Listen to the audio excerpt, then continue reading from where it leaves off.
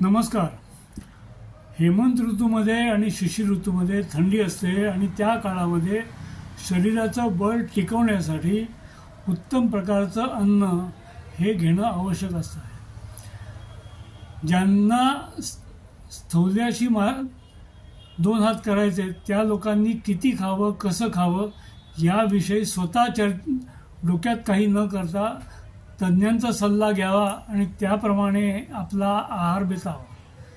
आणि ज्यांचं वजन वाढणं किंवा कमी होणे यांनी फार काही बिघडणार नाही अशांसाठी काही गोष्टी महत्त्वाच्या आहेत। ते म्हणजे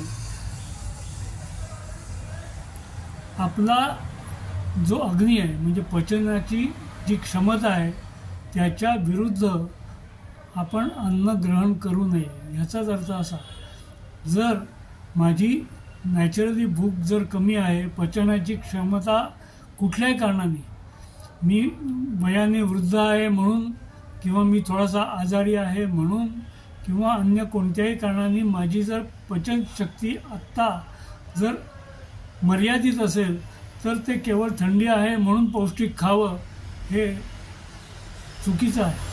किंवा उलटं, माझी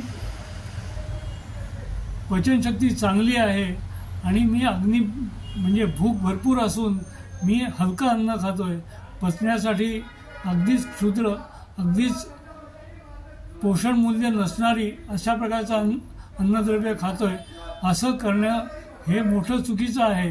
हे फार महत्त्वाचं तत्त्व या काळामध्ये सांभाळावं लागतं आणि ते जर सांभाळलं गेलं नाही तर या दिवसामध्ये आजारी पडण्याची वेळ येऊ शकते।